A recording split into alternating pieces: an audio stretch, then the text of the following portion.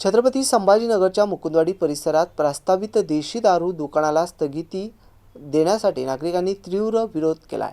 शाळा, मंदिर आणि दाट लोकवस्तीच्या परिसरात दारू दुकान सुरू झाल्यास कायदा सुव्यवस्थेचा प्रश्न निर्माण होईल, तसंच महिला आणि विद्यार्थ्यांच्या सुरक्षिततेवरती परिणाम होईल असा आरोप करत देशी दारू दुकान विरोधी कृती समितीने जिल्हाधिकाऱ्यांना निवेदन दिलंय। या संबंधित दुकानाची परवानगी तत्काळ रद्द करण्याची मागणी यावेळी नागरिकांनी केली। मुकुंदवाडी परिसरातील प्रस्तावित देशी दारू दुकानाविरोधात स्थानिक नागरिक आक्रमक झालेत।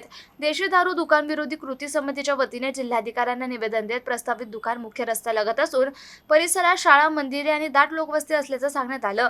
दुकान सुरू झाल्यास महिला, विद्यार्थिनी आणि नागरिकांच्या सुरक्षिततेवर विपरीत परिणाम होईल, तसेच परिसरात गुन्हेगारी आणि असामाजिक प्रकार वाढण्याची भीती नागरिकांनी व्यक्त केली आहे। यापूर्वीही शेकडो नागरिकांनी आंदोलन करून विरोध नोंदवला असून लोकभावनेचा आदर करून प्रशासनाने देशी दारू दुकानाची परवानगी तात्काळ रद्द करावी अशी मागणी निवेदनातून करण्यात आली आहे। मीटर अंतरावर हे देशी दारूचं दुकान चालण्यावरून स्थलांतरित होत आहे। या दुकानाला विरोध करण्यासाठी आम्ही या अगोदर एवढ्याच मोठ्या संख्येने माननीय कमिशनर ऑफ पोलीस यांच्याकडे गेलो होतो। त्यांनी आमच्या समोर त्याला नकार देणारा डीओवर सही करून तो आम्हाला दाखवला। पोलिसांनी आम्हाला सहकार्य केलेले। एवढं असून सुद्धा आता पुन्हा एक्साइज कार्यालय पुन्हा या बाबतीत ऍक्टिव्ह झालेलं आहे। आम्ही तिथं दारू दुकान नसताना रेसिडेन्शियल प्लॉट घेतलेले आहेत। आमचे छोटे छोटे मुलं त्याच रस्त्यावरून दारूच्या दुकानासमोरून शाळेत जाणार आहेत।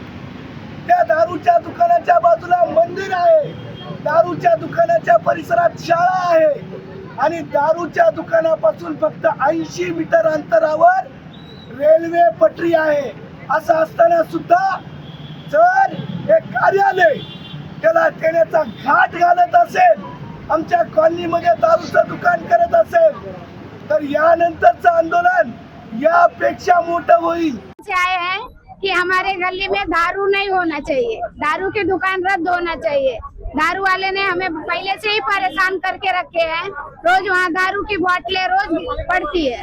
अगर दुकान डाल दिए नहीं तो फिर आज उन परेशानी हुई ना। इसके आपके बच्चों के ऊपर क्या असर पड़ रहा है इसका? नहीं, दारू की वजह से हमारे बच्चे यहाँ रहना नहीं सोचते हैं कि घर बेच दो, चलो घर बेचो चलो, लेकिन हम लोग की इतनी औकात नहीं कि हम दूसरे जगह ले सके।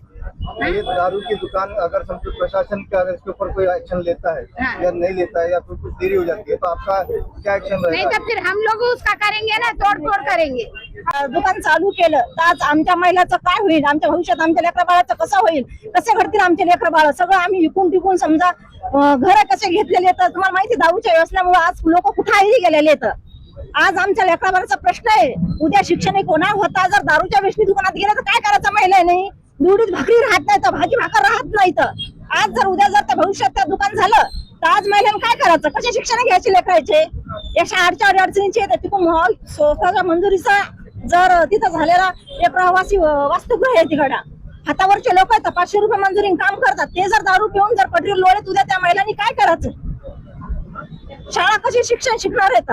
काय करायचं? आज आम्ही महिलांना जर तुम्ही मोठाले पुढाकार लोक जर दारूच्या व्यसनासाठी दुकान तिथं मंजुरी द्यायला लागले तर आज जर हे मंजूर झालं तर महिला उद्या दगडफेक करतील, तोडफोड करतील। त्याच्यामुळे शासनाला आमची एवढीच विनंती आहे, दारूचं दुकान झालंच नाही पाहिजे, जरी झालं तरी तोडफोड आम्ही महिला पुढे होऊ।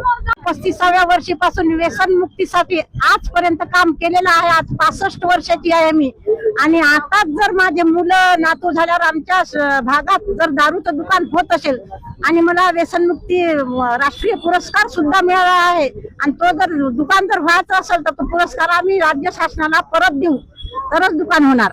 कुठल्या परिसरामध्ये? झेंडा चौक एसटी कॉलनी, झेंडा चौक, विनायक कॉलनी।